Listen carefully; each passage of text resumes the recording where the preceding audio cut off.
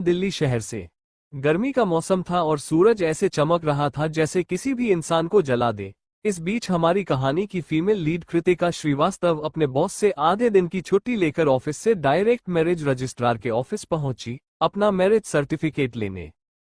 उसे पता था कि उसकी दादी 3 साल पहले जो भी हुआ उससे अभी भी उदास है। वो हमेशा यही सोचती रहती है कि वो कृतिका को बचा नहीं पाई, जिसकी वजह से उसकी रिपुटेशन खराब हुई और घर भी छोड़कर जाना पड़ा।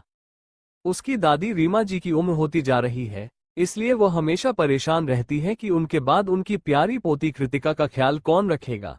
इसलिए उन्होंने अपनी एक अच्छी दोस्त लक्ष्मी जी जो दिल्ली में रहती थी उनसे मदद मांगी कि वो कुछ अच्छे लड़के सुझाए कृतिका के लिए, लेकिन इत्तेफाक से लक्ष्मी जी का पोता ही एक अच्छा बैचलर था। पुरानी जनरेशन को हमेशा यही लगता है कि गर्ल्स का अल्टीमेट गोल शादी करना ही होना चाहिए। कोई फर्क नहीं पड़ता कि कौन हस्बैंड होगा, शादी हो जाने के बाद उसका मिशन कंप्लीट हो जाएगा। कृतिका ने जो 3 साल पहले एक्सपीरियंस किया और अपनी आंखों के सामने जितनी शादियों को उसने टूटे हुए आज तक देखी है, इसलिए उसे इस शादी से कोई ज्यादा उम्मीद नहीं थी। उसे इस बात पर भरोसा था कि अगर वह एक सही इंसान से मिली तो वह शादी करेगी, वरना पूरी जिंदगी अकेले रहेगी, उसमें भी कोई बुराई नहीं थी। लेकिन अपने दादी माँ की विश पूरी करने के लिए उसने लक्ष्मी दादी के पोते से शादी करने के लिए हाँ कह दी। जैसे ही वो डेस्टिनेशन पर पहुंची और अपनी गाड़ी से बाहर आए तो मैरिज रजिस्ट्रार के ऑफिस के सामने उसे एक लंबा लड़का खड़ा हुआ दिखाई दिया। उसने एक प्लेन व्हाइट शर्ट और ब्लैक पेंट पहनी हुई थी और उसकी अपीयरेंस इतनी अच्छी थी कि कई लड़कियों से मुड़ मुड़ कर देख रही थी। वो अपने फोन पर था और किसी भी साइड नहीं देख रहा था। कृतिका ने अपना फोन चेक किया तो उसकी दादी माँ की भेजी हुई फोटो को देखा। उसके सामने खड़ा लड़का फोटो वाला ही था, लेकिन सामने से वो और भी ज्यादा हैंडसम दिखता है। कृतिका उसके पास जाने लगी। वैसे ही वो उसके पास पहुंची, उसने अपना कॉल कट किया और पूछा, कृतिका? ना सिर्फ उसका चेहरा नहीं समझा, बिल्कुल उसकी आवाज भी काफी डिप और मैग्नेटिक थी। कृतिका ने हाँ हाँ में सर हिलाया और पूछा, क्या तुम अक्षत आहूजा हो? अक्षत ने हाँ में सर हिलाया और मैरिज सिस्टर ऑफिस के अंदर जाने लगा। वो बड़े बड़े कदम लेकर जा रहा था और बहुत तेजी से चल रहा था, जिसकी वजह से उसके साथ कदम मिलाने के लिए कृतिका को दौड़ना पड़ रहा था। क्या तुम श्योर हो कि तुम्हें शादी करनी है? कृतिका के सवाल सुनते ही अक्षत रुक गया और उसने अपनी घड़ी की तरफ देखते हुए पूछा, क्या तुम्हें कोई डाउट है?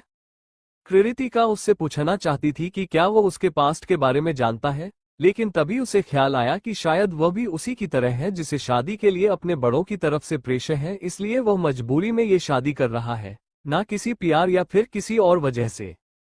इसलिए एक दूसरे को जानना उतना भी जरूरी नहीं। शायद पूरी उसी की तरह है जो सिर्फ ये जानती है कि वो लक्ष्मी दादी का पोता है। वो क्या करता है ये तक नहीं जानती वो। नहीं, अंदर चलते हैं। जल्दी ही वो दोनों अंदर गए और सिर्फ आधे घंटे के अंदर उन्होंने अपना काम खत्म कर लिया। कृतिका ने बाहर आकर अपने हाथ में नए मैरिज सर्टिफिकेट को देखा। उसे तो भरोसा ही नहीं हो रहा था। ठीक इसी वक्त अक्षत भी बाहर आया और उसने उसे एक बैंक कार्ड देते हुए कहा, मैं पिछले काफी वक्त से बिजी हूँ, इसलिए तुम्हारा ध्यान रखने के लिए टाइम नहीं है। ये कार्ड ले लो और इसका पासवर्ड है 6666। तुम जितना चाहो उतना पैसा इस्तेमाल कर सकती हो। उसकी बात सुनकर कृतिका हैरान हो गई, लेकिन जब तक वह अपनी हैरानी से बाहर आती तब तक अक्षत ऑलरेडी एक गाड़ी में बैठकर निकल चुका था। कृतिका ने अपने हाथ में उसे बैंक कार्ड को देखा जो उसे बिल्कुल पसंद नहीं आया। वो मित्तल ग्रुप के एक ब्रांच में काम करती है और उसने अपने दोस्तों के साथ मिलकर कॉमिक बुक स्टूडियो भी खोला है, जिसकी वजह से उसे हर महीने काफी इनकम होती है, इसलिए वो किसी और के पैसे खर्च किए बिना भी एक अच्छी जिंदगी जी सकती है। उसकी यह बिना प्यार वाली शादी सिर्फ एक नाम का रिश्ता बनाने के लिए था, जिससे उनके बड़े निश्चित हो जाए, ना कि एक दूसरे की लाइफ में इंटरफेयर करने के लिए। इसलिए वो लोग अकेले हमेशा की तरह रहेंगी। लेकिन अगर अक्षत भी उसके साथ एक अच्छी मैरिड लाइफ जीना चाहता तो शायद कृतिका भी कोशिश करती। लेकिन जब वह नीरज खुद भी ऐसा नहीं चाहता है तो कोई बात नहीं, वह ऐसे ही खुश रहेगी। यही सोचकर कृतिका ने मैरिज सर्टिफिकेट का एक फोटो अपनी दादी माँ को भेजते हुए कहा, दादी देखी, हमें हमारा मैरिज सर्टिफिकेट मिल गया है। दूसरी तरफ से उसके दादी माँ का जवाब आया, बहुत अच्छी बात है, अब तुम्हारे बच्चे हो जाए तो और अच्छा होगा। ओके, कृतिका ने जवाब दिया और फोन को दूर करके अजीब से इमोशंस के साथ देखने लगे। यही तो सोच होती है, ज्यादातर लोगों की सोच है कि एक लड़की अकेले नहीं रह सकती। उसे जब तक वह अकेली है तब तक उसे शादी के लिए फोर्स किया जाता है, और एक बार शादी हो जाए तो बच्चों के लिए ऐसा जैसे उसकी अपनी कोई जिंदगी ही नहीं है। धीरे धीरे वक्त बिताने लगा। कृतिका की शादी से उसके जिंदगी पर कोई फर्क नहीं पड़ा। उनकी शादी हिंदू रीति रिवाज की तरह मंदिर में नहीं हुई थी, इसलिए उसने सिंदूर लगाना और मंगलसूत्र पहनना भी जरूरी नहीं समझा। शादी के बाद उसके हस्बैंड ने कभी उसे कांटेक्ट करने की कोशिश नहीं की। जिंदगी में कुछ नहीं बदली तो सिर्फ एक चीज की, वो पहले से भी ज्यादा दिन रात काम करने लगी थी। जल्दी ही पूरा साल बीत गया और फिर से गर्मियों का मौसम आ गया। पिछले एक साल की हार्ड वर्क की वजह से कृतिका को मित्तल ग्रुप के हेडक्वार्टर में सेक्रेटरी ऑफिस में ट्रांसफर कर दिया गया था। आज मित्तल ग्रुप के प्रेसिडेंट एक साल के बाद एब्रॉड से वापस आ रहे थे और कंपनी में सब कोई नर्वस था, स्पेशली कृतिका, जो शायद प्रेसिडेंट के साथ ही आगे अपना काम करने वाली थी। सब लोग प्रेसिडेंट करने का इंतजार कर रहे थे। ठीक उसी वक्त प्रेसिडेंट के प्राइवेट एलिवेटर का दरवाजा खुला और दो आदमी और एक लड़की बाहर निकले। जो पहले इंसान बाहर आया, उसकी हाइट कम से कम 6 feet, muscular body, handsome features और उसने एक सिल्वर फ्रेम वाला चश्मा पहना हुआ था। कृतिका ने जैसे ही सामने वाले इंसान को देखा, उसे वह इंसान को जाना पहचाना लगा, इसलिए वह ध्यान से उन्हें पहचानने की कोशिश करने लगी। कृतिका, ये हमारे प्रेसिडेंट है, उसकी एक कॉलीग धीरे से उसके कान में कहा। पिछली बार हमारे ऑफिस की एक लड़की ने प्रेसिडेंट के बारे में कह दिया था कि वो बहुत हैंडसम है और उन्हें पसंद करती है, तो सर ने उसे फायर कर दिया था। कृतिका कई महीनों से हेडक्वार्टर में काम कर रही थी, लेकिन उसने प्रेसिडेंट को नहीं देखा था। उसे सिर्फ इतना पता था कि उनके प्रेसिडेंट 28 साल के हैं, मगर उसने उम्मीद नहीं की थी कि उसके प्रेसिडेंट इतने अट्रैक्टिव और हैंडसम होंगे। लेकिन उसे उनके हैंडसमनेस और पैसों से कोई फर्क नहीं पड़ने वाला था। जब दोनों आपस में बातें कर रही थी, तभी एक मजाक उड़ाने वाली आवाज उनके पीछे से आई। क्या तुम्हें लगता है कि तुम उनके लायक हो? ये बोलने वाला इंसान नीरज था, जो हमेशा कृतिका को डेट के लिए पूछता रहता था और कृतिका का रिजेक्ट करने पर उसके लिए परेशानी खड़ी करता रहता था। कृतिका कभी भी अपनी सच्चाई से ज्यादा नहीं सोचती थी और ना ही उसे हैंडसम चेहरे से कोई फर्क पड़ता था। लेकिन नीरज ने अनाहिता के लगातार उनके प्रेसिडेंट की तरफ देखने वाली बात को गलत ले लिया और सार्कास्टिक तरीके से कहा, आजकल की लड़कियां अपने आप को कुछ ज्यादा ही ऊंचा समझने लगती है। सिर्फ थोड़ा सा खूबसूरत होने की वजह से वो लोग एक अमीर आदमी से शादी करना चाहती है। किस बारे में बात हो रही है यहाँ पर? इसी वक्त प्रेसिडेंट की असिस्टेंट हिना वहां आए और उन दिनों की तरफ देखते हुए उन्होंने कहा, कृतिका, युविका और नीरज मेरे साथ प्रेसिडेंट ऑफिस में चलो। हिना कंपनी की एक सीनियर एम्प्लॉय थी। वह एक मिडिल एज औरत थी। उसने पिछले प्रेसिडेंट के लिए भी काम किया था और अब इस कंपनी के नए प्रेसिडेंट मित्तल के लिए भी काम कई सालों से कर रही थी, लेकिन उसका ट्रांसफर किसी दूसरे ब्रांच में किया जाना था, इसलिए किसी को उसकी जगह पर अपॉइंट करना था। कृतिका, युविका और नीरज तीनों उन्हें अपनी अच्छी काम और टैलेंट की वजह से ही पूरे सेक्रेटरी डिपार्टमेंट में से चुने गए थे, ताकि हिना के बाद उन्हें प्रेसिडेंट का पर्सनल असिस्टेंट बनाया जा सके। जल्दी ही वो लोग प्रेसिडेंट ऑफिस में पहुंचे, जो काफी एलिगेंटली डेकोरेट किया हुआ था और एक बड़ी से विंडो थी जिसे आधा दिल्ली शहर दिखता था। वो इंसान जिसे प्रेसिडेंट कहा जाता था, वो इस खिड़की के पास ब्लैक सूट में खड़े थे। हिना ने काफी रिस्पेक्टफुली कहा, सर, सब लोग आ गया है। ये बात सुनकर उस लड़के ने पीछे मुड़कर तीनों की तरफ देखा। उसका ऑरा इतना स्ट्रांग था कि किसी को सांस लेने में भी तकलीफ होने लगे। लेकिन नीरज ने अपनी हिम्मत इकट्ठा की और एक कदम आगे आकर कहा, प्रेसिडेंट सर, मेरा नाम नीरज है और मैं 5 दिनों से को ऑफिस में काम कर रहा हूं। मेरे अंकल मदन सिंह ने आपको हाय कहने के लिए कहा है, उनके बिहाफ पर। प्रेसिडेंट ने नीरज की तरफ देखा। उनके एक्सप्रेशन बिल्कुल नहीं बदले, लेकिन जो लोग प्रेसिडेंट अद्वैत को जानते थे वह लोग बहुत अच्छे से समझते थे इस तरह फेवर से जगह हासिल करने के बिहेवियर से उसे सख्त नफरत है। युविका जल्दी से खड़े होते हुए बोली, प्रेसिडेंट सर, मेरा नाम युविका है। मैं इसी ऑफिस में 3 सालों से काम कर रही हूँ। वो चेहरे से कॉन्फिडेंट दिख रही थी, मगर उसकी कांपती हुई आवाज में से धोखा दे दिया।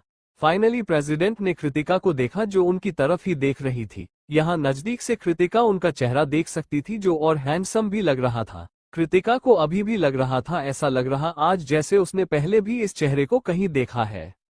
मगर वह कैसे अंदाजा लगाती कि अद्वैत एक्चुअली में अक्षत है, उसका हस्बैंड, जिसने मैरिज सर्टिफिकेट मिलते ही उसे सारे कॉन्टैक्ट खत्म कर दिए थे। जिस साल अद्वैत का जन्म हुआ था, उसे साल मित्तल ग्रुप की स्थिति कुछ देख रही थी।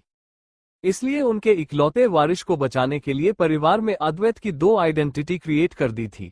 पूरे पब्लिक में जो नाम अनाउंस किया गया था वह था अद्वैत मित्तल, लेकिन परिवार और दोस्त जो नाम जानते थे वह था अक्षत आहूजा, और सिर्फ उसकी परिवार के लोग ही इस बारे में जानते हैं। अद्वैत ने देखा कि सामने खड़ी लड़की बिना किसी हिचकिचाहट कैसे घूरे जा रही है, तो उसकी भौहें आपस में सिकुड़ गई। पैसे और पावर को तो छोड़ दो, अक्सर लड़कियां उसके हैंडसम चेहरे के पीछे की पागल हो जाती थी और उसके करीब आने की कोशिश करती थी, जिससे वो काफी चिढ़ता था। हिना ने यह बात नोटिस कर ली और उसने कृतिका को बुलाने के लिए कहा, क्या कर रही हो तुम? कृतिका ने जल्दी से अपने मूड को ठीक करते हुए कहा, नाइस टू मीट यू, मेरा नाम कृतिका है और मैं हेडक्वार्टर में पिछले कुछ महीनों से काम कर रही हूँ। उसने अपना सेल्फ इंट्रोडक्शन पूरे कॉन्फिडेंट के साथ दिया, जिसकी वजह से वह बाकी दो से ज्यादा अच्छी लगी। कृतिका। अद्वैत ने धीरे से यह नाम दोहराया, उसे ये नाम कुछ जाना पहचाना लगा। तब उसने दोबारा कृतिका की तरफ देखा तो इस बार उसे नहीं देख रही थी, जिससे वो काफी कंफर्टेबल हो गया और उसने कहा, इस रहने दो। हिना ने तीनों को ऑफिस के बाहर ले जाते हुए बोली, कृतिका जाओ अपना सामान अपने डेस्क से उठाकर प्रेसिडेंट के असिस्टेंट ऑफिस में रख दो। ऑल राइट, कृतिका ने कहा और जाकर डेस्क से अपना सामान समेट ले लेगी। प्रेसिडेंट की पर्सनल सेक्रेटरी होने का मतलब उसकी सैलरी अब डबल होने वाली थी। तीनों ही अपने फील्ड में बेस्ट हैं, इसलिए तीनों को ही यह प्रमोशन चाहिए था। लेकिन यह प्रमोशन कृतिका को मिला, जिसके पास सबसे कम एक्सपीरियंस था, जिसकी वजह से बाकी दो बहुत गुस्से में थे। लेकिन युविका को जल्दी ही एहसास हो गया कि उसका गुस्सा होना ठीक नहीं है। कृतिका काफी मेहनती है और सिर्फ उसके कम एक्सपीरियंस की वजह से उसकी टैलेंट को नकारा नहीं जा सकता, इसलिए उसने मुस्कुराकर कृतिका को साइड से गले लगाते हुए कहा, कृतिका कांग्रेचुलेशन। कृतिका ने मुस्कुराकर जवाब दिया, थैंक यू।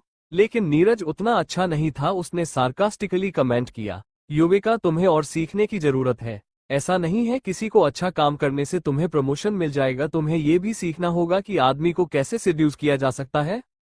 नीरज ने डायरेक्टली नाम नहीं लिया ताकि वो इल्जाम लगाने पर सीधा सीधा बच जाता और उसे भी यह भी लगा कि कृतिका उसे कुछ नहीं कह सकती। कृतिका ने उसे देखा और बोली, नीरज क्या तुम्हें लगता है कि तुम इतने बड़े हो जो प्रेसिडेंट सर को बुरा बोलो? जैसे ही नीरज को एहसास हुआ कि वो प्रेसिडेंट के खिलाफ गलत बोल रहा था तो उसका चेहरा पीला पड़ गया। तभी युविका बोली, देखो नीरज, एक लड़की तुमसे आगे निकल गई अपनी काबिलियत के बल पर, इसलिए उसे बुरा बोलने और नीचे दिखाना अच्छी बात नहीं है। मैं चलती हूँ। कृतिका ने मुस्कुराया कर युविका को देखा और अपने बॉक्स के साथ वहां से चली गई। जब वो कृतिका स्पेशल असिस्टेंट के ऑफिस में पहुंची तो हिना उसे वहां मिली और उसने कहा, प्रेसिडेंट सर ने तुम्हें आज चूज किया है, लेकिन उनके साथ काम करने के लिए तुम्हें अपनी एबिलिटीज पर डिपेंड होना होगा।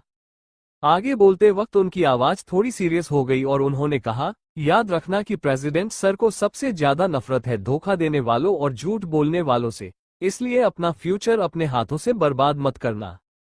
अद्वैत ने कभी भी अपना चेहरा मीडिया में नहीं दिखाया था, इसलिए किसी को नहीं पता था कि वह कैसा दिखता है, लेकिन वो दिल्ली शहर का मोस्ट एलिजिबल बैचलर था। कृतिका की मन में भी अद्वैत को लेकर कोई गलत ख्याल नहीं थे, लेकिन उसके ऐसा कहने पर कोई भरोसा नहीं करेगा, इसलिए उसने बोलने से ज्यादा करने पर का सोचा, इसलिए और मुस्कुरा कर बोली, आपके रिमाइंडर के लिए थैंक यू, मैं केयरफुल रहूंगी। हिना ने जब उसका सिंसेरे एटीट्यूड दिखा तो वह थोड़ी नर्म हो गई और उसने कहा, मैं तुम्हें काम समझा देती हूँ। मित्तल ग्रुप के सेक्रेटरी ऑफिस में काफी सारे लोग काम करते थे, लेकिन अद्वैत के साथ हमेशा ही दो स्पेशल असिस्टेंट होते थे, हिना और शिव, और दोनों की अलग अलग रिस्पॉन्सिबिलिटी होती थी। हिना प्राइवेट असिस्टेंट थी जो उसकी पर्सनल जिंदगी की भी डिटेल्स रखती थी, जैसे कि उसकी पसंद, आदत, नापसंद, ये सब प्रेसिडेंट की सेक्रेटरी के लिए जरूरी था। इसलिए कृतिका ने ये सब जल्दी से याद कर लिया। पूरी सुबह हिना कृतिका को काम समझाती रही, इसलिए दोपहर में कृतिका को अकेले प्रेसिडेंट को फेस करना था। लंच खत्म होने के बाद कृतिका ने एक ब्लैक कॉफी बनाई और प्रेसिडेंट के ऑफिस पर नॉक किया तो अंदर से एक सख्त आवाज आई, कम इन। कृतिका अंदर आई तो उसने डेस्क पर बैठे हुए अद्वैत को देखा और डेस्क की लेफ्ट साइड पर काफी रखते हुए कहा, president sir, digital Bharat technology के साथ मीटिंग 2:10 पर है। अद्वैत ने सर उठाकर भी नहीं देखा और कॉफी का कप उठाकर एक सिप लिया और सिर्फ हाँ में सर हिला दिया। 10 मिनट बाद दोनों ही स्पेशल असिस्टेंट शिव और कृतिका अद्वैत के पीछे पीछे मीटिंग में पहुंचे। मीटिंग के दौरान शिव को सारे कंटेंट को की रिकॉर्डिंग करनी थी और कृतिका को सारे मटेरियल और पेपर्स प्रेसिडेंट को देने थे जिसकी उसे जरूरत हो। अद्वैत बहुत ही कम बोलता था, वो बस सामने वाले की बात सुनता था, लेकिन उसकी बातें हमेशा टू द पॉइंट होती थी। जैसे ही अद्वैत ने अपना हाथ आगे बढ़ाया और उसकी तरफ देखा, कृतिका समझ गई कि उसे क्या चाहिए और एक एक करके जरूरी पेपर से देने लगी। उन दोनों में इतनी अच्छी कोऑर्डिनेशन थी जैसे वह दोनों एक दूसरे को अच्छे से जानते हो, जिस पर शिव को भी भरोसा नहीं हो रहा था। अगर उसे नहीं पता होता कि कृतिका का अभी अभी प्रोपोर्शन हुआ है तो उसे ही लगता है कि कृतिका कई सालों से प्रेसिडेंट के लिए काम कर रही है। कम से कम 3 घंटे बाद सक्सेसफुली मीटिंग खत्म हुई और कृतिका और शिव अद्वैत के पीछे पीछे उसके ऑफिस में आए। वो लोग अपना कुछ काम रिपोर्ट करने वाले थे, तभी अद्वैत का पर्सनल फोन बजा। कॉल पिक होते ही अद्वैत को दूसरी तरफ से अपनी दादी लक्ष्मी जी की कमजोरी आवाज सुनाई थी। मैं जानती हूँ तू देश वापस लौट आया हो, जल्दी जाओ अपनी वाइफ को घर लेकर, अब तो उसे अकेला नहीं छोड़ सकता। अगर तू आज उसे वापस नहीं लेकर आया तो मैं चली जाऊंगी बनारस अपने पुराने घर में रहने के लिए, और जब तक मार नहीं जाती तब तक नहीं आऊंगी। अद्वैत ने अपना सिल्वर फ्रेम वाला चश्मा ठीक किया और बोला, आपने नहीं भी कहा होता तो मैं आज उसे पिक करने जाने वाला था। जैसे ही लक्ष्मी दादी ने यह बात सुन तो एक्साइटेड हो गई और यह भूल गई कि वह भी बीमार होने का नाटक कर रही है, और उन्होंने खुशी से चिल्लाते हुए कहा, मैं जानती थी, मेरा पोता बहुत अच्छा है, मैं अभी तुझे उसका एड्रेस भेजती हूँ और तू खुद जाकर उसे लेकर आना। अद्वैत ने हाँ कहा और कॉल कट कर दिया। उसके बाद अपने दोनों असिस्टेंट की बातें सुनने लगा। किसी ने उम्मीद नहीं की थी कि सारी रिपोर्ट सुनने के बाद अद्वैत ऐसा कोई सवाल पूछेगा। उसने पूछा, लड़कियों से मिलने जाने पर किस तरह का गिफ्ट लेकर जाना चाहिए? शिव अद्वैत के साथ सालों से काम करता था, इसलिए उसने कैजुअली कहा, सर वो तो इस बात पर डिपेंड करता है कि आप किस तरह की लड़की से मिलने वाले हो। अद्वैत ने हल्के से मुस्कुरा कर कहा, मेरी बीवी। जब उन दोनों ने पिछले साल अपने साथ रजिस्टर करवाई थी तो मित्तल ग्रुप के फ्रेंड वाले ब्रांच अचानक बहुत सारी प्रॉब्लम्स आ गई थी, इसलिए पेपर वर्क खत्म होते ही अद्वैत को जल्दी में फ्रांस के लिए निकलना पड़ा था और वो पूरे साल बहुत बिजी था। इस साल के दौरान उसकी वाइफ ने कभी उसे कांटेक्ट नहीं किया और वह इतना बिजी था कि उसके पास वक्त ही नहीं था उसे कांटेक्ट करने का। लेकिन अगर उसकी दादी हर वक्त उसे डांटती ना रहती तो वही भी भूल जाता कि उसकी कभी शादी हुई थी। लेकिन अब जब वो फिर से नॉर्मल लाइफ जी रहा है तो उसे अपनी वाइफ को घर लाना होगा। शिव भी यह बात जानता था कि उसके बॉस ने 1 साल पहले किसी लड़की के साथ अपनी शादी रजिस्टर करवाई थी, लेकिन उन्होंने 1 साल से अपनी वाइफ को कांटेक्ट नहीं किया है। उसने यही सोचा कि वो बस अपनी दादी को खुश करने की कोशिश कर रहे हैं, लेकिन शायद ऐसी बात नहीं थी। उसके दिमाग में अचानक एक आइडिया आया और उसने कहा, सर इंडिया आने से पहले आप पेरिस गए थे और अपने वहां से $30 मिलियन का नेकलेस लिया है, क्या वो आप वाइफ के लिए गिफ्ट था? अद्वैत ने धीरे से जवाब दिया, और किसके लिए हो सकता है? और आगे बोला, मैंने तुम लोगों से कोई सवाल पूछा है। शिव, जिसे डेटिंग और गर्लफ्रेंड का कोई एक्सपीरियंस नहीं था, वह कैसे कोई अच्छा आइडिया दे सकता था? उसने कहा, सर एक इतना महंगा नेकलेस देने के बाद भी आपको कुछ और देना होगा? अद्वैत ने शिव की तरफ देखा, जैसे वो डर के मार कांपने लगा और उसने कृतिका को आगे धक्का देते हुए कहा, सर अगर आपको पता करना है कि लड़कियां क्या पसंद करती हैं तो आपको सबको एक लड़की से पूछना चाहिए, कृतिका आपको अच्छी सलाह देगी। कृतिका को अभी पता चला कि उसकी बॉस की शादी हो गई है और हर बार अपनी वाइफ की बात करते हुए उनके चेहरे पर एक प्यारी सी मुस्कुराहट थी, तो इसलिए उसने अंदाजा लगाया कि वो दोनों एक दूसरे से बहुत प्यार करते होंगे।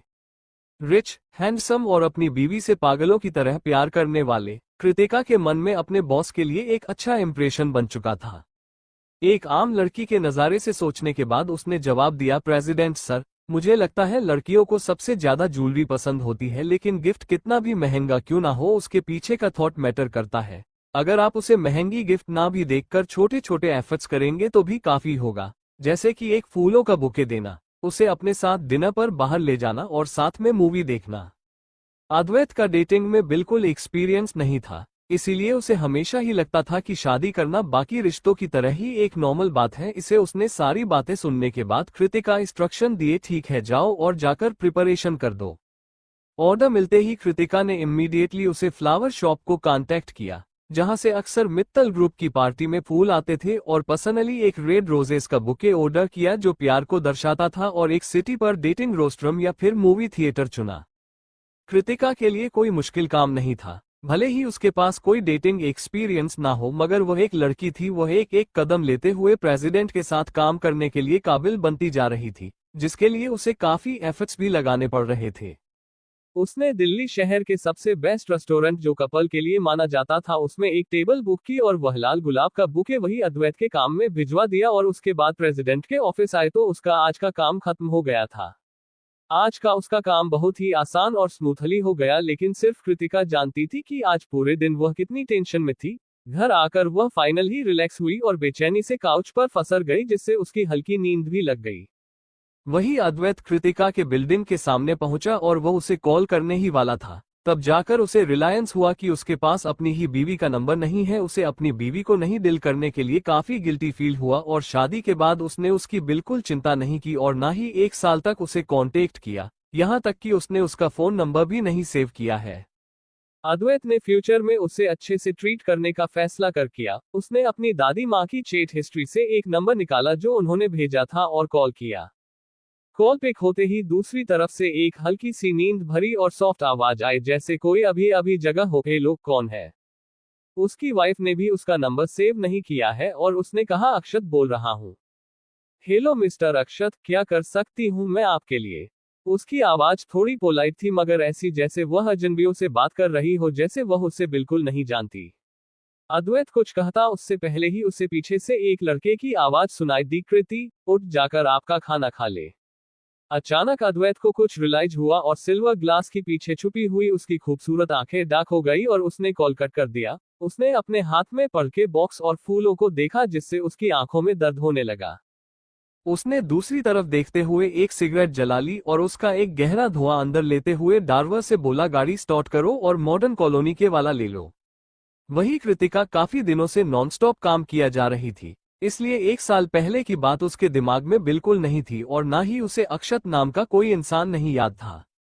जब कॉल कट हो गया तो कृतिका ने उसे पर कोई ध्यान नहीं दिया। आफ्टर ऑल वो काम से रिलेटेड नहीं था। उसने अपना फोन नीचे रखा और किचन में गई और उसकी दोस्त अविका गौर क्रिश शर्मा के बीच में घुसते हुए धीरे से बोली, जब तुम दोनों वापस आए तो मुझे उठाया क्यों नहीं?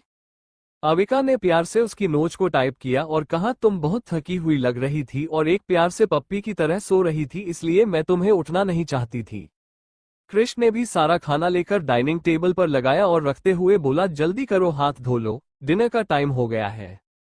वो तीनों एक साथ बड़े हुए थे और एक साथ ही दिल्ली शहर कॉलेज के लिए आए थे और उन्होंने कॉलेज के बाद बिजनेस शुरू करने का फैसला किया था। मगर उनके लास्ट ईयर के समर एग्जाम्स के दौरान कृतिका का एक्सीडेंट हो गया और वह अपनी आगे की पढ़ाई कंटिन्यू नहीं कर पाए।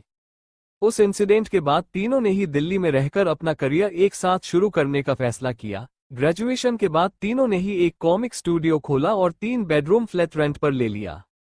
एक साथ काम करते हुए रहते हुए वो तीनों एक दूसरे की जान बन चुके थे। कृतिका ने टेबल पर देखा जहां बहुत सारे खाने की चीज होती और उसने पूछा, क्या इतना बड़ा डिनर? इसलिए क्योंकि हमारे स्टूडियो में बहुत पैसे कमाए हैं। इस बार कृष्ण ने सबके लिए खाना निकलते हुए और सबके लिए एक गिलास में वाइन डालते हुए कहा, हमने सुना कि आज प्रेसिडेंट के असिस्टेंट के तौर पर तुम्हारा प्रमोशन हो गया है, तो हमने तुम्हारे लिए सेलिब्रेशन के लिए इतना अच्छा खाना बनाया। अविका कृतिका के बगल में बैठते हुए बोली, वैसे मित्तल ग्रुप के प्रेसिडेंट ने कभी भी अपना चेहरा मीडिया में नहीं दिखाई और कई सारी ऊंचे परिवार की लड़कियां उससे शादी करना चाहती है, क्या वो सचमुच बहुत हैंडसम है? क्रिश को लगा कि लड़कियां कुछ भी बोलती रहती है, इसलिए उसने हल्के गुस्से में कहा, वो अमीर है इसका मतलब यह नहीं कि वो अच्छा भी दिखता होगा। शायद वो अपना चेहरा पब्लिक में इसलिए नहीं दिखता होगा क्योंकि वो बिल्कुल हैंडसम नहीं है। उसकी बात सुनकर कृतिका हंसी और उसने कहा, वो बहुत हैंडसम है, लेकिन क्या उसकी खूबसूरती किसी भी लड़की को दीवाना बना सकती है? ये बात हमें उनकी वाइफ से पूछना चाहिए। अविका ने हैरानी से पूछा, क्या वो शादीशुदा है? कृतिका ने हाँ में सर हिलाते हुए कहा, उनकी शादी हो गई है और वह अपनी वाइफ से बहुत प्यार करते हैं। मुझे उन्हें देखकर लगा कि वो कुछ जाने पहचाने दिखते हैं, लेकिन मुझे याद नहीं आ रहा है कि मैं पहले कहाँ देखा है। अविका बोली, लड़कियां हैंडसम लड़कों को देखकर हमेशा ही यही सोचती हैं कि वो कुछ जाने पहचाने, तो मैं बहुत परेशान है, तुम लड़कों का दिल तोड़ने में पीएचडी कर सकती हो। कृतिका ने कहा, दिल तोड़ना बहुत अच्छी बात है, कम से कम रिलेशनशिप में तो नहीं फंसना पड़ता। क्रिश ने आंखें रोल करते हुए कहा, मिस तुम ऑलरेडी मैरिड हो। उसकी यह बात सुनते ही कृतिका से पहले अविका बोली, क्या मैरिड इंसान को किसी पर क्रश नहीं हो सकता? क्या तुम चाहते हो कि कृतिका जीवन भर बेचारी लड़की की तरह उसे आदमी से चुपकी रहे, जो तुरंत उनकी शादी के बाद गायब हो गया, उसे जिंदगी भर के लिए अकेला छोड़कर? कृतिका ने मुंह बनाते हुए शांति से कहा, मुझे किसी भी इंसान की जरूरत नहीं है, तुम दोनों मेरे साथ हो उतना काफी है। जब उन्होंने पहली बार मैरिज सर्टिफिकेट पर साइन किए थे तो कृतिका ने सोचा था कि वह उसे इंसान के साथ अपनी पूरी जिंदगी बिताएगी और शादी को कामयाब बनाने के लिए मेहनत करेगी। लेकिन धीरे धीरे वक्त बीतने लगा और वह बिना किसी सुराग के और बिना किसी सबूत के उसे अकेला छोड़कर चला गया। यहाँ तक कि उसकी दादी, जिससे वो रजिस्ट्रेशन से पहले भी कई बार मिल चुकी थी, उन्होंने कभी उसे कांटेक्ट भी नहीं किया, इसलिए उसने भी उन लोगों के बारे में सोचना छोड़ दिया। लेकिन कृतिका की दादी रीमा जी अक्सर उसके हस्बैंड की बातें करती और वो शायद इस साल दिवाली के वक्त उनसे मिलने भी चाहती है। तभी अविका और कृष एक साथ बोले, बिल्कुल सही, 2 रुपए के आदमी हमारे कंपैरिजन में कैसे अच्छा हो सकता है। उन लोगों ने हंसी मजाक करते हुए और खुशी खुशी अपना खाना खत्म किया और टेबल क्लीन करने के बाद एक साथ अपनी कॉमिक्स पर काम करने लगे। उनकी लाइफ बहुत ही खूबसूरत और भरपूर थी।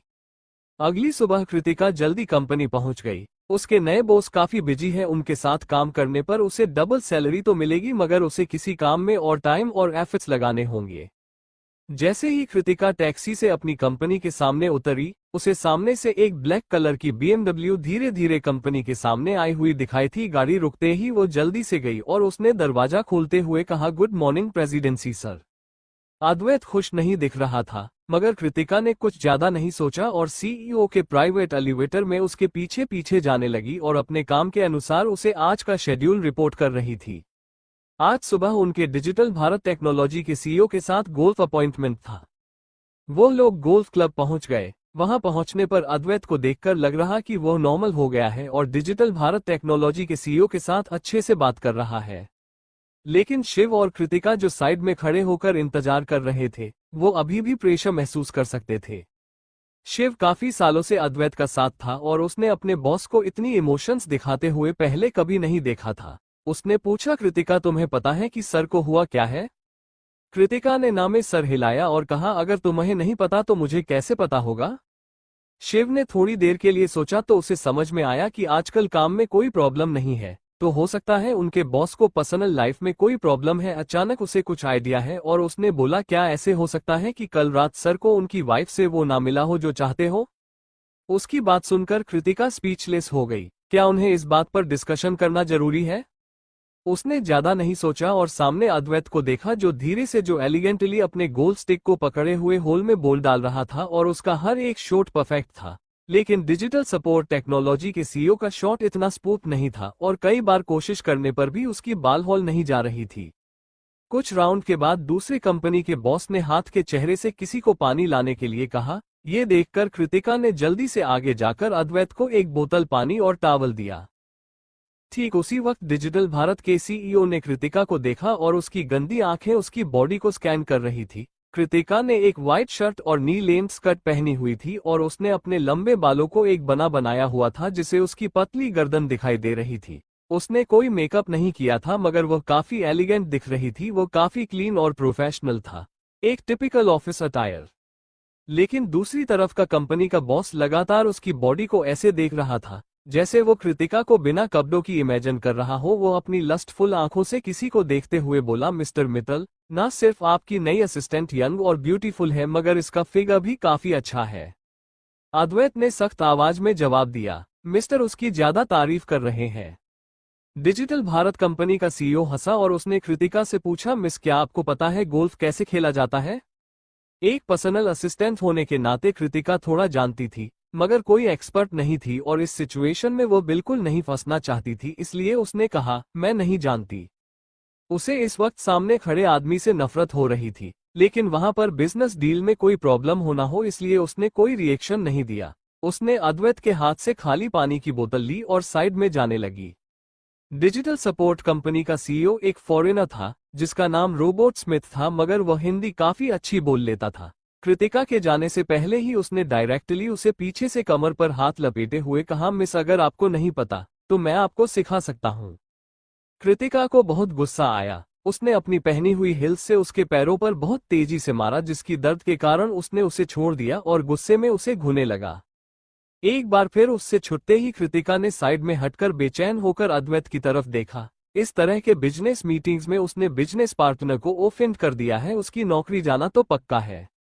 लेकिन जो कृतिका सोच रही थी से बिल्कुल उलट अद्वैत अचानक बोला, मिस्टर स्मिथ, वो मेरी असिस्टेंट है।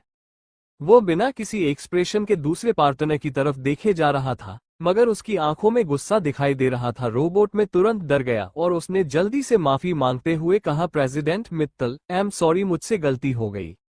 उसने अद्वैत से बात करने जारी रखा, लेकिन उसकी आंखें अभी भी कृतिका से नहीं हटी थी। मुझे सचमुच लगा कि प्रेसिडेंट मित्तल इस तरह के हैं जैसा उनके बारे में अफवाह में कहा जाता है कि उन्हें लड़कियों में कोई इंटरेस्ट नहीं है, लेकिन अब जब आपको ये लड़की चाहिए तो मैं और थोड़ा इंतजार कर सकता हूँ। मिस्टर स्मिथ, अभी के अभी उससे माफी मांगिए। अद्वैत गोल्फ स्टिक से खेल रहा था, मगर उसके चेहरे पर कोई एक्सप्रेस नहीं थे जो उसके ट्रू इमोशंस को बता पाए। रोबोट में एक सेकंड के लिए रोका, फिर उसने हंसते हुए कहा, प्रेसिडेंट मित्तल, हम पार्टनर हैं और यह सिर्फ आपकी खेलने की चीज। जैसे ही यह खेलने की चीज शब्द कृतिका ने सुना, उसे अपने दिल में तेज दर्द महसूस हुआ और उसकी कुछ बुरी याद है उसके दिमाग में घूमने लगी। उसने अपनी मेहनत के बल पर अपनी नौकरी हासिल की थी और अपने पैसे कमाती है। क्यों उसे इस तरह बेइज्जत होना पड़ेगा क्योंकि सिर्फ वो एक लड़की है और थोड़ी सी खूबसूरत है?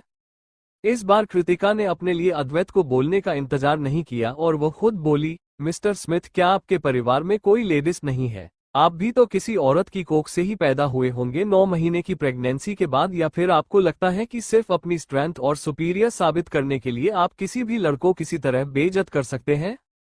वो सीधी खड़ी थी, ना ही उसकी आवाज में कोई एरोगेंट था और ना ही हम्बलनेस, और वो काफी सीधे बात कर रही थी। शिव भी वहां आया और बोला, मिस्टर स्मिथ, मित्तल ग्रुप के पास आप जैसे पार्टनर्स की कमी नहीं है, लेकिन हमारी कंपनी हर एक एम्प्लॉय की रिस्पेक्ट करती है और उनका ध्यान रखती है। दोनों असिस्टेंट की बातें सुनने के बाद मिस्टर स्मिथ को फाइनली सिचुएशन की सीरियसनेस का एहसास हुआ और वो बोला, मिस्टर मित्तल, रियली सॉरी, मुझे आपकी एम्प्लॉयज इस तरह बात नहीं करनी चाहिए थी।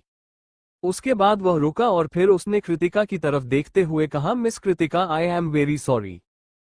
ठीक उसी वक्त अद्वैत ने अपने गोल क्लब से तेजी से एक बॉल हिट किया जो नजदीक के गड्ढे में ना जाकर एक पेड़ से लगी और वापस ठीक मिस्टर स्मिथ के आंखों के पास से होकर गुजरी। लगभग वो बॉल उसे टच करने की वाली थी। ये देखकर वो 2 कदम पीछे हट गया और उसने लगभग घुटनों पर बैठते हुए कहा, प्रेसिडेंट मित्तल, मुझसे गलती हो गई, प्लीज मुझे माफ कर दीजिए। अद्वैत ने कोई जवाब नहीं दिया। उसकी कोल्ड नजरों से उसने मिस्टर स्मिथ के दाहिने हाथ को देखा और फिर वहां से मुड़कर जाने लगा। कृतिका ने अपना लैपटॉप बैग लिया और उसके पीछे पीछे जाते हुए बोली, प्रेसिडेंसी सर, मुझे हेल्प करने के लिए थैंक यू। अद्भुत कृतिका से आगे चल रहा था और उसकी हाइट 6 फुट 2 इंच थी, जबकि वह 5-7 थी, इसलिए वो उसके चेहरे की एक्सप्रेशन नहीं देख पा रही। मगर तभी उसे एक डिप पावरफुल आवाज सुनाई दी, जिसने गलती की वह था जिसने तुम्हें सेक्सुअल हैरेस करने की कोशिश की। तुम्हारी कोई गलती नहीं थी, भले ही तुम कहीं भी हो, कोई अगर तुम्हें परेशान करे या फिर बात तुम्हारी बेइज्जत करे तो किसी भी सिचुएशन में तुम्हें अपने लिए खड़ा होना होगा। तुम इसी तरह चुप होकर बर्दाश्त मत करना, पूरा मित्तल ग्रुप तुम्हारे साथ होगा। ये पहली बार था जब किसी ने अपने प्रेसिडेंट के मुंह से इतनी सारी बातें सुनी थी। उसके डिप और पावरफुल आवाज उसे बता रही थी कि जिसने उसके साथ बुरा बिहेव किया वो गलत था, ना कि वह, जिससे उसे एक सेंस ऑफ सिक्योरिटी महसूस हुई और वो बोली, थैंक यू सर, मुझे पता है क्या करना है। अद्वैत ने पीछे मुड़कर देखा तो उसे उसकी लाल आंखें दिखाई दी।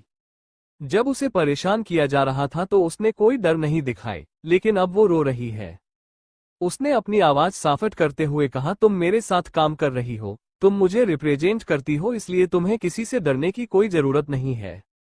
यस सर, कृतिका ने हाँ में सर हिलाया। उसकी आवाज थोड़ी सी कांप रही थी, मगर डर से नहीं बल्कि रिस्पेक्ट से।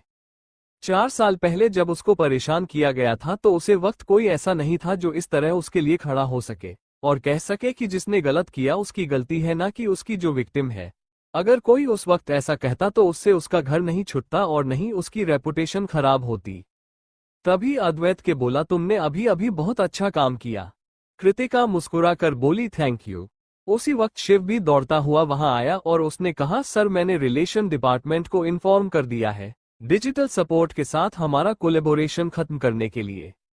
मित्तल ग्रुप कई सालों से इस तरह के प्रोजेक्ट पर काम कर रहा था और कई रिजल्ट्स उसने हासिल किए थे।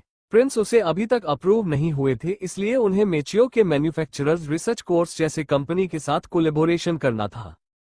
अब जब कोलैबोरेशन इतनी अचानक से खत्म हो गया है तो शायद कंपनी को नुकसान होगा। भले ही कृतिका जानती थी कि अद्वैत ने सिर्फ उसे ये प्रोटेक्ट करने के लिए ये सब नहीं किया है, बल्कि अपनी कंपनी की डिग्निटी को बचाने के लिए किया है, लेकिन उसके मन में अद्वैत के लिए रिस्पेक्ट बढ़ गई थी। इस तरह की जमाने में जहां लोगों से अपना फायदा देखते हैं, अपने फायदे के साथ साथ अपन एम्प्लॉयज की रिस्पेक्ट करता है, वो इस तरह के बॉस के साथ काम करके वो काफी लकी फील कर रही थी। डिजिटल सपोर्ट के साथ उनका कोलेबोरेशन खत्म हो गया है, तो मित्तल ग्रुप को एक नई चिप सप्लाई को ढूंढना होगा। उसे दोपहर ऋषिका और कई लोग मुंबई शहर गए अद्वैत के साथ बिजनेस ट्रिप पर और कुछ नया चिप कंपनी के साथ नेगोशिएट करने के लिए, और 2 हफ्ते की नेगोशिएशंस के बाद उन्होंने नए सप्लायर के साथ एग्रीमेंट साइन कर लिया। तो हफ्ते बाद अगली सुबह के लिए वो लोग दिल्ली के लिए निकलने वाले थे।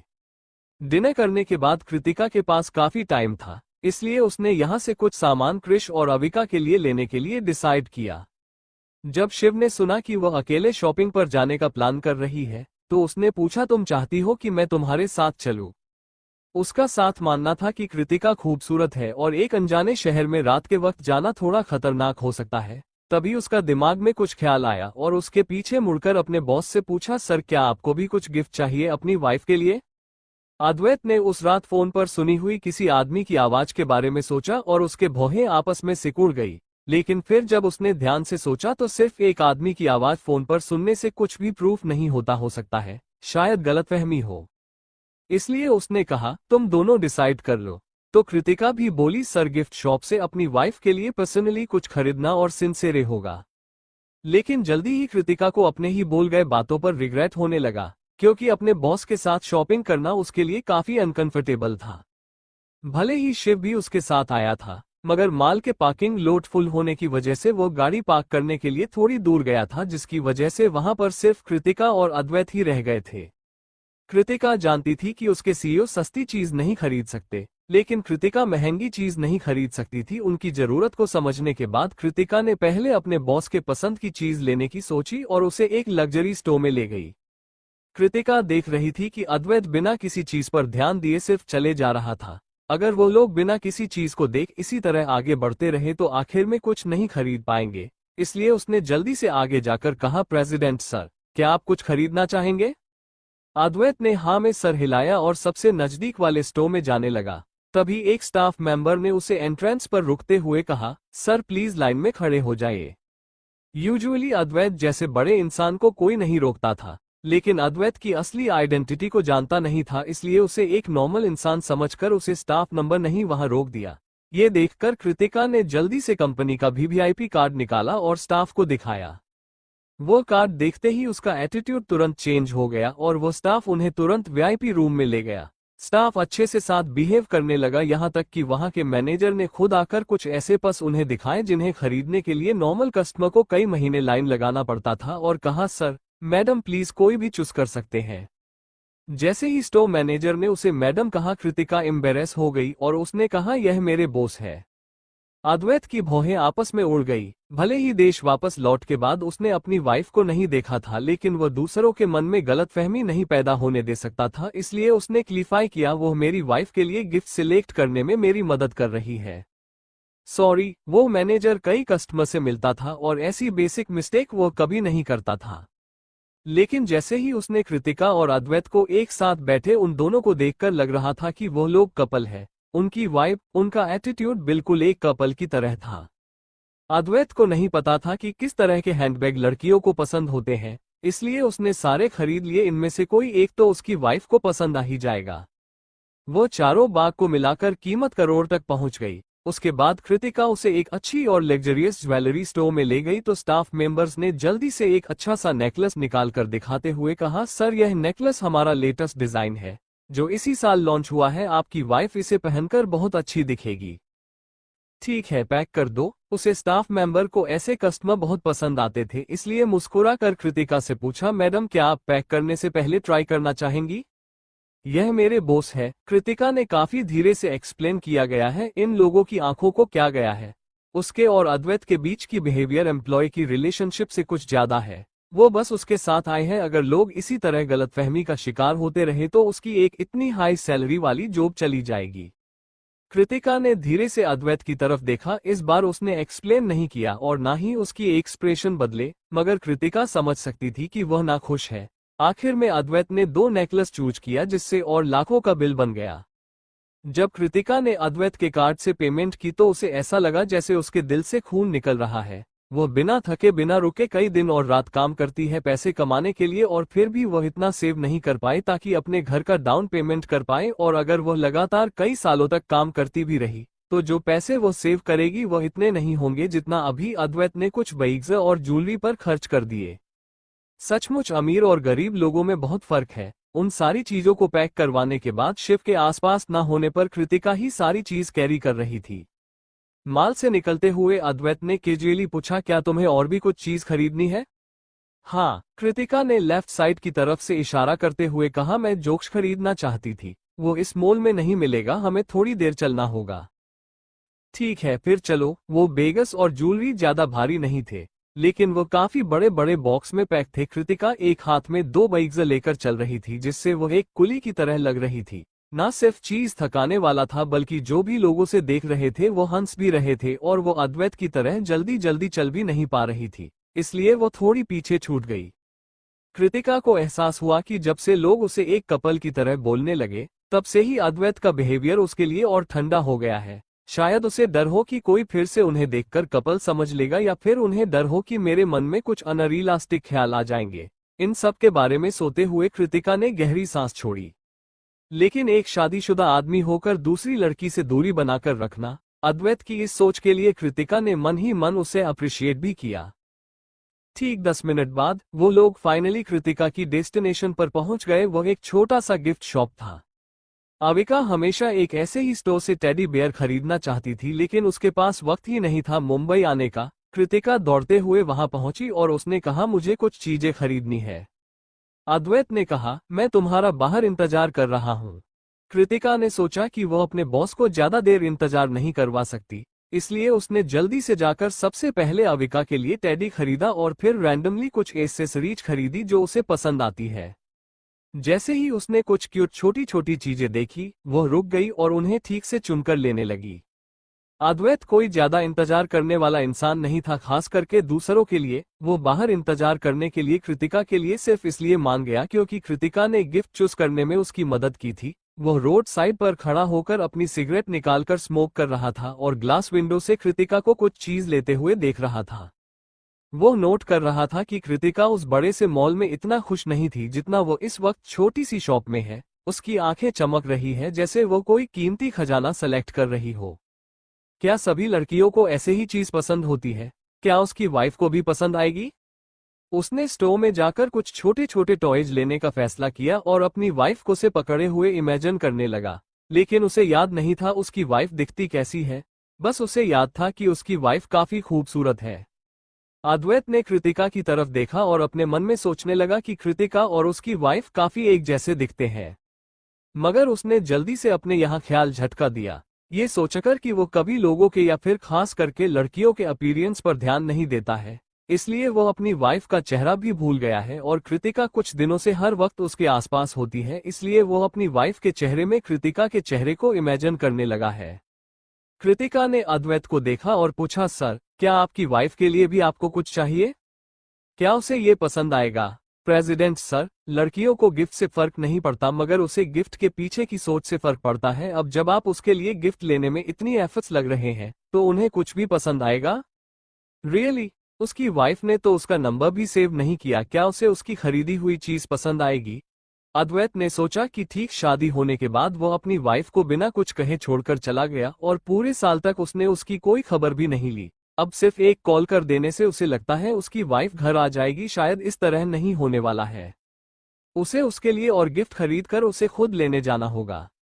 मैं खुद चूज कर लेता हूँ, वो बोला और सीरियसली चीजें देखने लगा। लेकिन उसे को कोई आइडिया नहीं था कि लड़कियों को क्या पसंद होता है, इसलिए आखिर में हार मानकर उसने कृतिका से कहा, जो भी लड़कियों को पसंद होता है सब कुछ खरीद लो। कृतिका जानती थी कि उसके बॉस के पास वह पैसा है और इस छोटी सी दुकान की सारी चीजें लेने के बाद भी उसे कोई फर्क नहीं पड़ेगा, लेकिन वो उसके असिस्टेंट होने के नाते ऐसा कुछ नहीं कर सकती थी। उसने अद्वैत को समझाया कि वो थोड़ी कम चीज खरीद दे, मगर वो फिर भी नहीं माना। उसने बहुत सारी चीजें खरीदी तो आखिर में कृतिका को एक सूटकेस लेना पड़ा। अपने बॉस में जो सारी चीजें खरीदी थी उन्हें ले जाने के लिए। आफ्टर ऑल वो इनमें से एक भी गिफ्ट को डैमेज नहीं होने दे सकती जो उसके बॉस ने उसकी वाइफ के लिए खरीदे हैं। अगली सुबह उन लोगों ने वापस जाने के लिए फ्लाइट पकड़ ली। बॉस के साथ होने की वजह से वो लोग बिजनेस क्लास में बैठे हुए थे। अद्वैत विंडो के पास, कृतिका उसके बगल में और शिव उनके पीछे। जैसे ही उन्होंने अपनी सीट पर बैठे एक फ्लाइट अटेंडेंट कहा, सर क्या आप कुछ लेना चाहेंगे? कृतिका ने जवाब दिया, 2 बोतल ऑफ मिनरल वाटर्स प्लीज। उसे पता था कि उसके बॉस खाने पीने का मामले में बहुत चूजी हैं और वो सिर्फ कुछ ही चीज पीते हैं, जैसे स्पेशली उनके लिए मंगाई गई कॉफी या फिर मिनरल वाटर, और फ्लाइट में मिनरल वाटर ही अवेलेबल था। कृतिका की बात सुनकर उस फ्लाइट अटेंडेंट ने ओके कहा, मगर वो तुरंत वहां से गई नहीं। उसकी नजर लगातार अद्वैत पर जमी हुई थी और उसने पूछा, सर हमारे प्लेन में काफी भी है, क्या आप चाय लेना चाहेंगे? अद्वैत ने उसकी तरफ देखा भी नहीं और कृतिका से बोला, मैं आज रात अपनी वाइफ को डिनर के लिए बाहर ले जा रहा हूँ, रिजर्वेशन कर देना। कृतिका ने हाँ में सर हिलाया और बोली, ओके। अमृत की बात सुनकर उसे फ्लाइट अटेंडेंट की मुस्कुराहट गायब हो गई है। मुझे न्यूज़पेपर मिलेगा प्लीज, कृतिका बोली। इतने बड़े कंपनी के बॉस के पर्सनल असिस्टेंट होने के नाते उसे अपडेट रहना होगा। अब जब प्लेन में कोई इंटरनेट नहीं है तो न्यूज़पेपर पढ़ सकती है। कुछ आर्टिकल्स पढ़ने के बाद उसकी नज़र एक न्यूज़ पर गई, जहां डिजिटल सपोर्ट टेक्नोलॉजी के बारे में न्यूज़ दिखाई जा रही थी। डिजिटल सपोर्ट टेक्नोलॉजी के सीईओ ऊपर करप्शन के चार्ज लगे हैं और एयरपोर्ट जाते हुए वक्त उनका एक बहुत ही भारी एक्सीडेंट हुआ है और उनका हर राइट हैंड हमेशा के लिए डिसेबल हो चुका है। यह न्यूज़ पढ़ते ही कृतिका ने अद्वैत की तरफ देखा, जो अपनी आंखें बंद करके अपना आराम कर रहा था। वो अद्वैत के एक्सप्रेशनलेस चेहरे के ऊपर एक डेविल स्माइल देख सकती थी। जब अद्वैत ने नोटिस किया कि कृति की नज़र उसी के ऊपर है, तो उसने एक आईब्रो उठाते हुए पूछा, क्या बात है? केयरफुली कृतिका ने पूछा, सर क्या आपने मिस्टर स्मिथ के एक्सीडेंट के बारे में सुना? अद्वैत ने गहरी सांस छोड़कर कहा, उसे तो खुश होना चाहिए कि सिर्फ उसका राइट हैंड डिसेबल्ड हुआ है, पूरा शरीर नहीं। अद्वैत बहुत ही कैजुअली बोल रहा था, जैसे वो कोई नॉर्मल बात कर रहा हो, लेकिन उसके बातें सुनकर कृतिका को अपनी रीढ़ की हड्डी तक ठंडक महसूस हुई और उसने नर्वस होकर अपना थूक निकला। अफवाहों में सब लोग कहते थे कि मित्तल ग्रुप का सीईओ रूथलेस, इंडिफरेंट और लड़कियों से दूर रहने वाला है। 10 साल पहले जब वो 18 साल का था, सब लोगों ने सोचा था कि वह एक मासूम बच्चा है, लेकिन उसने सबको पीछे हराकर मित्तल ग्रुप पर चार्ज ले लिया और उसे डूबते हुए बिजनेस से फिर से ऊंचाइयों पर लाकर खड़ा कर दिया। तब से ही बिजनेस वर्ल्ड में अद्वैत मित्तल को बादशाह के नाम से जाना जाता था। अद्वैत ने अपनी आंखें खोली और कोल्ड कृतिका की तरफ देखते हुए पूछा, क्या तुम डर गई? नर्वस होते हुए कृतिका ने पहले हाँ में फिर ना में सर हिलाया नहीं। रियली? अद्वैत उसकी बातों पर भरोसा नहीं हुआ, मगर उसने इस मामले को आगे नहीं बढ़ाया और अपनी आंखों पर बंद कर ली। कृतिका, लेकिन तुम बाहर वाले अद्वैत के बारे में कुछ भी क्यों ना कहे? कृतिका इस बात से इनकार नहीं कर सकती थी कि हर बार अपनी वाइफ की बात करते हुए उसके चेहरे पर एक प्यारी मुस्कुराहट होती है, और कितना भी बड़ा नुकसान वह सह सकता है सिर्फ अपने साथ काम करने वाले लोगों को प्रोटेक्ट करने के लिए, और वो तो उसकी असिस्टेंट है, उसकी दुश्मन थोड़ी, तो उसे क्यों डरना है? इस बारे में सोचकर उसने गहरी सांस छोड़ी और आराम करने के लिए अपनी आंखें बंद कर ली। जल्दी ही प्लेन ऊंचाइयों पर पहुंच गया और कृतिका सो गई, लेकिन उसकी नींद एक डिप और खतरनाक आवाज से खुली। क्या तुम्हें लगता है कि मैं कोई 2 कौड़ी का इंसान हूं, या फिर तुम्हें लगता है कि मुझ जैसे आदमी को तुम अपने जाल में फंसा सकती हो? उसे ठंडी आवाज से कृतिका कांप गई और उसने अपनी आंखें खोली तो देखा कि फ्लाइट अटेंडेंट, जो थोड़ी देर पहले अद्वैत के साथ फ्लर्ट करने की कोशिश कर रही थी, वो ऑकवर्ड एक्सप्रेशन के साथ अपना फोन पीछे ले रही है। हैंडसम एंड रिच होने के साथ अपनी वाइफ के लिए लॉयल आजकल भी काफी रेयर बातें हैं। अचानक कृतिका के मन में अद्वैत की वाइफ को देखने की उत्सुकता होने लगी कि वह किस तरह की औरत होगी जिससे उसका बॉस इतना प्यार करता है कि कभी किसी दूसरी लड़की की तरफ देखा भी नहीं। तकरीबन 2.5 घंटे बाद वो लोग दिल्ली पहुंचे और डायरेक्ट काम के लिए निकल गए। कंपनी मैटर्स के अलावा कृतिका को पर्सनल मैटर्स भी संभाल होते थे, जैसे फूल खरीदना, डिनर रिजर्वेशन करना और डिनर के बाद भी एंटरटेनमेंट का अरेंजमेंट करना। इस बार उसने और एफर्ट्स लगाए क्योंकि उसे पता था कि उसके बॉस की वाइफ की खुशी का डायरेक्टर उसके बॉस के मूड पर और उसकी जॉब पर पड़ सकता है। काम खत्म होने के बाद उसने अद्वैत को एक फूलों का बुके दिया और उसे गाड़ी में बैठकर जाती हुई देखी रही। आज का उसका काम खत्म। उसने एक गहरी सांस छोड़ी और कैब बुक करके घर जाने यह वाली थी, तभी उसके ग्रुप चैट में एक मैसेज आया। वो अविका का था। कृति, हमें आज बहुत अच्छा खाना बनाना है, क्या एक व्हाइट वाइन ले आएगी तो बाहर से खाने में डालने के लिए नीचे के सुपरमार्केट से? कृतिका ने मैसेज भेजो, ओके। अद्वैत की गाड़ी कृतिका के बिल्डिंग के सामने आई तो फिर से लक्ष्मी दादी का फोन आया। अद्वैत, जब से तेरी शादी हुई और तू काम के लिए एब्रॉड गया, तूने अपनी वाइफ को निगलेक्ट कर दिया। पिछले 1 साल में मुझे तेरी वजह से इतनी शर्म आ रही थी कि मैं अभी कृतिका से नहीं मिल पाए। अगर आज तू उसे घर वापस नहीं लेकर आया ना तो मैं मर जाऊंगी। लक्ष्मी दादी उसे डांट रही थी, लेकिन अद्वैत ने सिर्फ एक पॉइंट पकड़ा और उसने पूछा, दादी आपने क्या कहा उसका नाम? लक्ष्मी दादी ने चिल्लाते हुए कहा, कृतिका। उसका नाम कृतिका है नालायक। तुझे अपनी वाइफ का नाम तक नहीं याद? मुझे मार डालने का इरादा है क्या? कृतिका। अद्वैत ने उस नाम को रिपीट किया और उसके दिमाग में कृतिका का चेहरा घूमने लगा। अब उसे समझ में आया कि कृतिका का नाम सुनके उसे वह नाम कुछ जाना पहचाना क्यों लगा था, क्योंकि उसकी वाइफ का नाम भी वही है।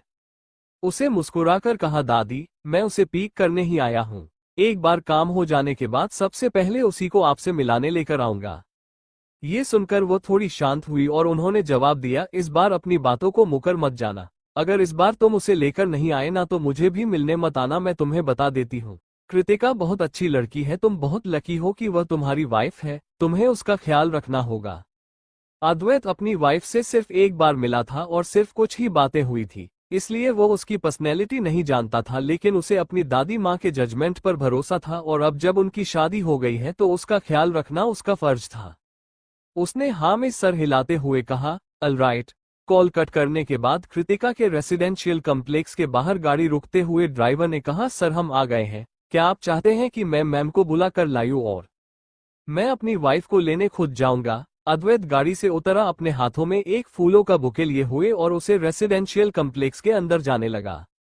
ये कॉम्प्लेक्स में ज्यादातर यंग लड़कियों रेंट पर लेकर रहते थे, इसलिए यहाँ की सिक्योरिटी ज्यादा स्ट्रिक्ट नहीं थी, या फिर हो भी सकता है कि अद्वैत का ऑरा ही इसका स्ट्रांग था कि सिक्योरिटी गार्ड ने उससे पूछने की हिम्मत नहीं की और उसे डायरेक्ट अंदर जाने दिया।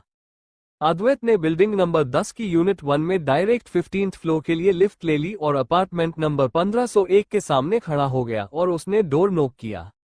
कुछ सेकंड बाद एक लड़के ने, जिसे एक शॉर्ट्स और टी शर्ट पहनी हुई थी, उसने दरवाजा खोला और पूछा, किसे ढूंढ रहे हैं आप? उसे लड़के के बाल भीगे हुए थे, जैसे उसने फिर भी शावर लिया हो। ये देखकर अद्वैत की भौहें आपस में सिकुड़ गई, लेकिन उसके एक्सप्रेशन बिल्कुल चेंज नहीं हुआ और उसने पूछा, क्या कृतिका यही रहती है? उस लड़के ने हाँ में सर हिलाया और कहा, हाँ। ये सुनते ही अद्वैत की आवाज ठंडी हो गई और उसने पूछा, तुम्हारा उससे रिलेशन क्या है? वो लड़का कोई जवाब देता है उससे पहले ही पीछे से एक लड़की की आवाज आई, क्रिश कौन है दरवाजे पर? और एक सुंदर सी दिखने वाली लड़की अद्वैत के सामने आकर खड़ी हुई। उसे लड़की ने एक शर्ट और पैजामा पहनना हुआ था और उसके बाल भी गले थे।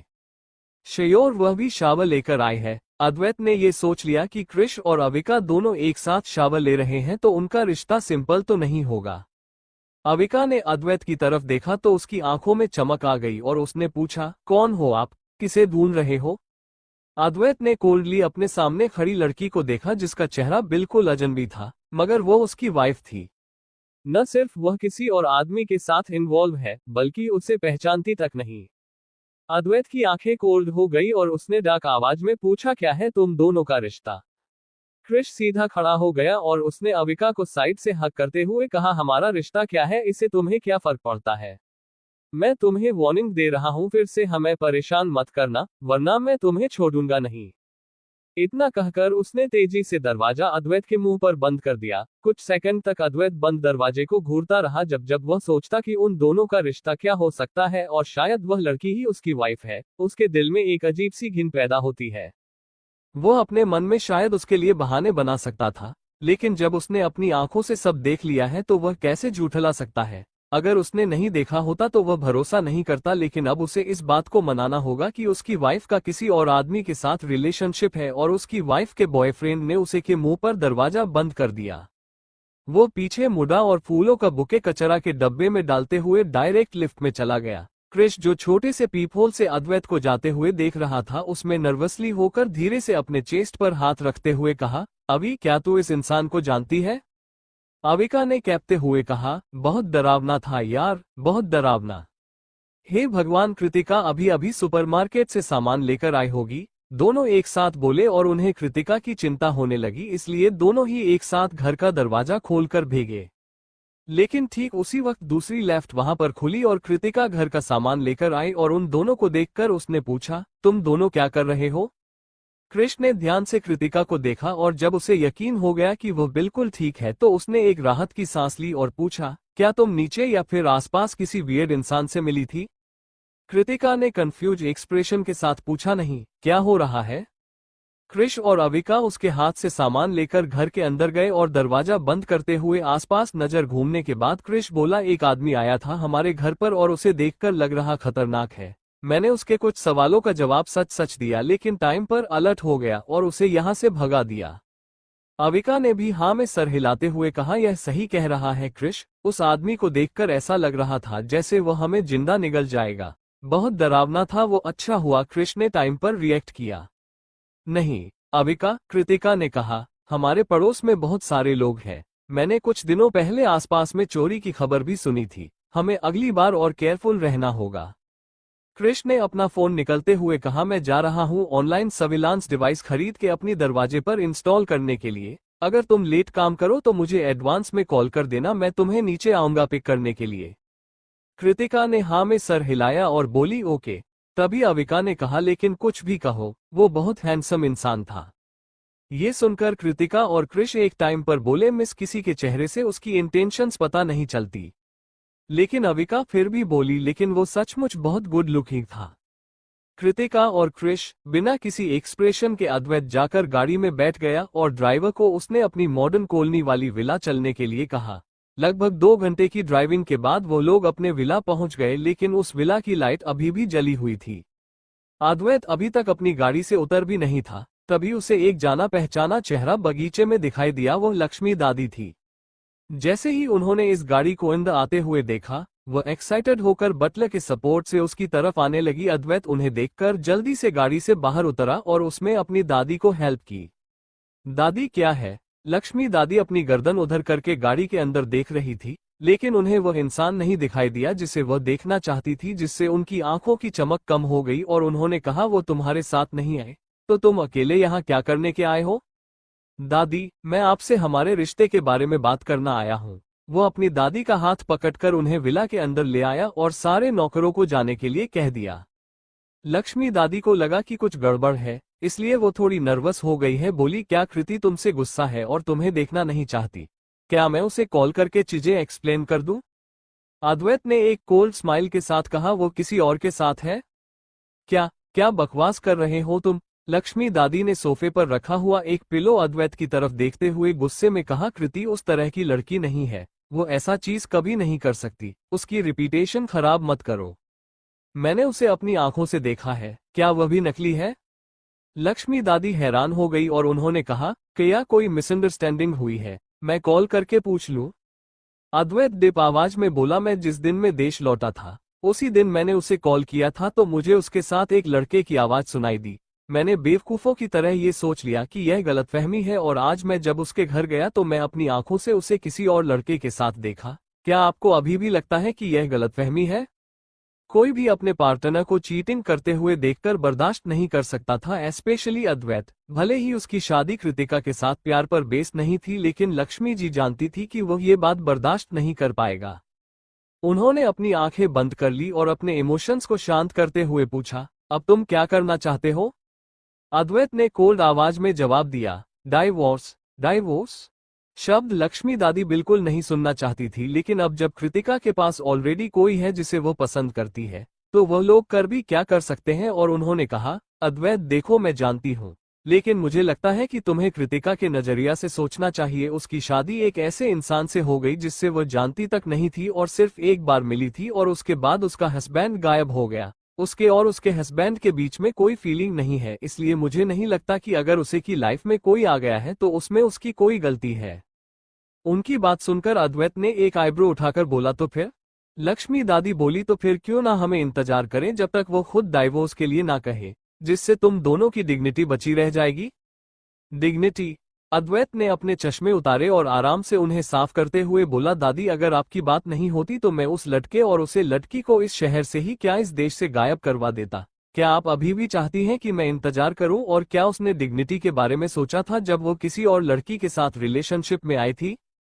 लक्ष्मी दादी जी ने गहरी सांस छोड़ते हुए कहा, मैं कृतिका से तुम्हारी शादी से पहले कुछ टाइम मिली थी। वो एक बहुत अच्छी लड़की है, मुझे लगा था तुम दोनों एक साथ खुश रहोगे, इसलिए मैंने तुम दोनों को शादी करने के लिए कहा।